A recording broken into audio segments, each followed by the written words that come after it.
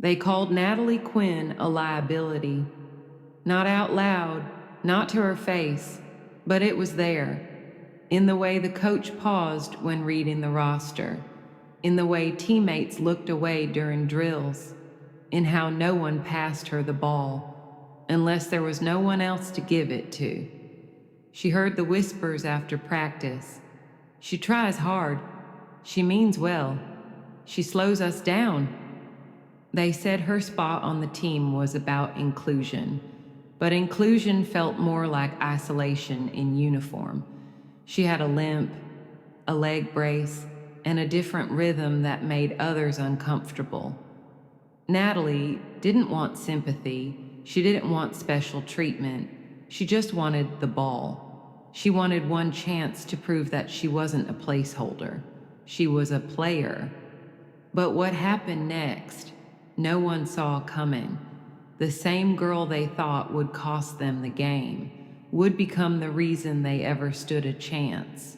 What changed? And how did the girl they almost benched become the one they couldn't play without? Her name was Natalie Quinn. She was born 2 months early with lungs that fought for every breath. The doctors gave odds. Her parents gave everything. The diagnosis came later: cerebral palsy, mild but permanent, a tightness in her right leg, muscle weakness, balance that came and went.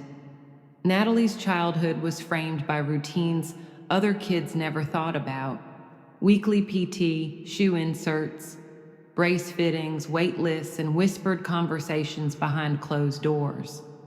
But inside that quiet suburban house, Natalie was never treated like a glass doll. Her mom, Rebecca, was a nurse.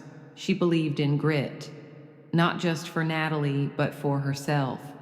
Her dad, Alan, was an ex-varsity baseball player who'd hang her braces up next to her cleats at the door like they were just another pair of gear. They didn't push her past her limits.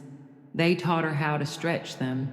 But outside the house, it was different. In school, she was known, but not really included. Kids weren't cruel, not outright, but they didn't wait for her at recess, didn't pick her first for group projects, didn't invite her to sleepovers after the 5th grade. Friendships came slow and often faded. One girl, Maya, stuck around through middle school, but moved away before high school. Natalie still kept the letters, so she poured her energy into what she could control: soccer. It started at the edge of the park, just kicking against the wall. Then cones, then strategy books. Her parents bought her a used net for her 13th birthday and set it up in the yard. She practiced until her fingers blistered from pulling up the brace herself. When she made the middle school rec team, they clapped politely, said she was brave. She didn't want to be brave. She wanted to play. By the time she entered high school, Natalie had taught herself to compensate, to pivot off her left leg faster, to use short passes instead of sprints, to read a game before it happened. She wasn't flashy, but she was ready. And when tryouts for varsity indoor soccer came, she went all in. No one expected her to make it, not even some of the teachers. But she did. Barely. And from that moment on, she was treated like the team's risk. The diversity pick. The player no one wanted to warm up with. The one the coach monitored. Still, she showed up every practice, every film review, every drill. She never asked for extra time. She asked for real time. And deep down, a quiet question lived in her chest. What if I could prove them all wrong without becoming someone else? The quarterfinals came faster than anyone expected. Natalie didn't anticipate playing. She hadn't played more than 5 minutes in a game all season. She'd sat through every win, every loss, cheered until her voice cracked. But on that night, under bright gym lights and the thrum of anxious feet, everything changed. It started with a bad landing. One of their starting forwards twisted her ankle, out for the match. Minutes later, a second player fouled out. And then it happened. Jade, their captain, collapsed after a mid-court collision. She stood, breath caught in her throat, eyes wide with pain. The bench went still. The team was unraveling. The coach scanned the roster like she was out of options. Then her eyes landed on Natalie. "Quinn, you're in." Natalie didn't move at first. She thought she misheard. Her name had never been called mid-game before, not like this. She rose slowly, tightening the strap on her brace with fingers that trembled. The gym echoed with sneakers and murmurs. The silence when she stepped onto the court was louder than the crowd. No cheers, no encouragement, just that awkward vacuum of people unsure how to react. She had dreamed of this moment, but not like this. Not as the last resort, not with her body already sore from a week of bench drills and bruises that no one noticed. Her teammates didn't say a word. They formed up like she wasn't even there. But Natalie didn't need them to believe. She just needed the ball. When it came to her, an accidental deflection, a loose pass, she snapped it into motion. She didn't run, she calculated. She didn't outpace her opponents. She outsmarted them. She cut off lanes, redirected momentum, and shifted the flow of the game not by force, but by intention. It was like watching someone paint while everyone else was swinging brushes in the dark. And then, in the final seconds, with the game tied 3-3, she intercepted a high-risk pass, pivoted hard, and delivered a bounce pass to the corner that set up the winning shot. It wasn't just a lucky moment, it was clarity. When the buzzer rang, the team swarmed the scorer, but then they turned, slowly with dawning realization, and found Natalie standing at midcourt, sweat on her brow, brace strapped tight, eyes wide not with victory but disbelief. And in that breathless pause, they finally saw what they had missed for months. The girl they had overlooked had just saved their season. Everything changed after that quarterfinal game. Natalie didn't walk off the court with cheers in her ears. She walked off in silence, a silence that finally wasn't dismissive but stunned. The next day, things felt different. It started small. The coach asked her to run part of the warm-up drill, something she'd never been trusted with before. During review, her clip was paused mid-play, not because of a mistake, but because the coach said, "Look at where Quinn positions herself here. That's control. That's vision." Teammates who had never spoken more than 5 words to her suddenly hovered near her in lineups. A few started passing to her in practice, not because they had to, but because they wanted her to decide. Natalie didn't try to be flashy. She didn't change her stride or pretend her brace wasn't there. What she changed was everything else. She read plays 2 steps ahead. She redirected tempo. She began calling out shifts and coverages mid-play, and they listened. Because what Natalie lacked in speed, she made up for in pattern recognition. She wasn't just playing the game, she was reading its heartbeat. She saw things the others missed. The hesitation in a defender's pivot, the fatigue in a striker's eyes, the weight of pressure in the ball's rhythm as it bounced. And when their team captain, Jade, returned still sore, she didn't reclaim her leadership. Instead, she leaned over to Natalie and said, "You see it better than any of us. Keep calling the shots." Natalie didn't know what to say. All she could do was nod. She wasn't used to being seen like this, not as a risk, not as an inspiration, but as a strategist, a core player. And the most incredible part? She hadn't become someone new to earn it. She had simply stopped shrinking.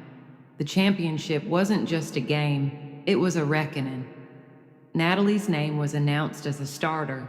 No hesitation, no pause, just confidence, like it belonged there. But the nerves hit harder than ever before.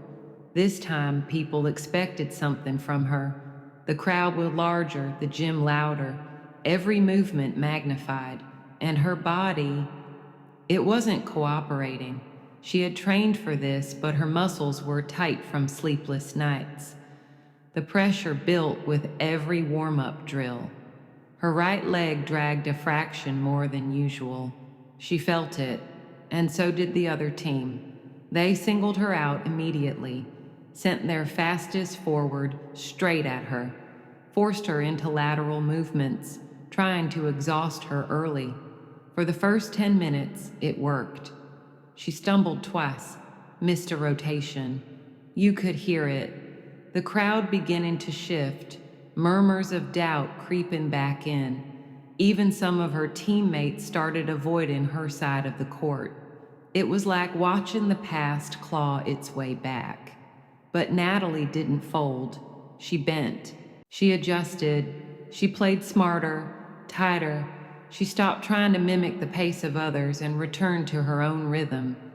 She gave up the sprint and won the space, and then, midway through the second half, she fell. Not metaphorically, a full collision. Brace caught in the floor mat, her leg buckled, gasps from the stands. She laid there for a second, eyes stinging, not from pain, but from fear. The ref hovered. The coach stood. Natalie raised her hand slowly, signaling she wasn't done. She pulled herself up, adjusted the brace with shaking hands, and limped to her mark. The team watched, stunned, and something in them shifted. The ones who once called her a liability, now they saw the one player who refused to give up. And when the game clock showed 34 seconds left, tied at 3-3, it was Natalie who intercepted the final pass, not because she was faster, but because she knew exactly where it would go. She didn't take the shot. She passed, clean, confident, to a teammate who once avoided her in drills. Goal, 4-3, buzzer. She didn't raise her arms in victory. She reached down and readjusted the brace one last time. And then she smiled, not for the crowd, for herself, because this time she hadn't just won a game, she had rewritten her place in it. In the years that followed, Natalie Quinn didn't chase college scouts. She wasn't featured in national headlines, no shoe deals, no viral highlight reels. But if you walked into her high school gym today, you'd still see her name on a plaque near the championship photo. And if you looked closer, you'd notice something different. She's not in the front row. She's not lifting the trophy. She's standing just behind the group, shoulders back, eyes forward, like she always did. And you'd feel it even in stillness. She was the reason it all held together. Natalie once believed that to belong, she had to erase the parts of herself that stood out, hide the limp, downplay the brace, pretend that needing a different rhythm made her less of a player. But her greatest win wasn't on the scoreboard. It was in the quiet shift that happened after. The team that once passed her over now passes differently, with more intention. They slow down when needed, speak up when others hesitate. They learn to read the game because she taught them how. Even new players, years later, ask about her, not because she scored the most goals, but because she changed the way they saw the game. And more than that, she changed how they saw each other. Natalie's story isn't about triumph over disability. It's about triumph through authenticity, about the power of showing up fully, brace, limp, doubt, and all, and proven that impact doesn't always come from strength. Sometimes it comes from clarity, from conviction, from the courage to stay in the game when everyone else assumes you can't. She didn't just rewrite the playbook, she rewrote what it means to lead. She was never the fastest, never the strongest, and yet she carried the whole team when it mattered most. Natalie Quinn reminded us of something the scoreboard will never show. That resilience is quiet, that leadership can wear a brace, and that the most powerful players often start on the sidelines. If this story stirred something in you, if you've ever been underestimated, overlooked, or told to wait your turn, drop a comment below. I know what I bring to the team. Let's fill this space with voices that have been pushed aside for too long. Share this with someone who's still waiting for their chance, someone who just needs one moment to be seen. And subscribe to Able in Every Way for more stories that celebrate grit, heart, and quiet heroes who change everything. Because strength doesn't always roar. Sometimes it limps onto the court, adjusts the brace, and wins the game anyway.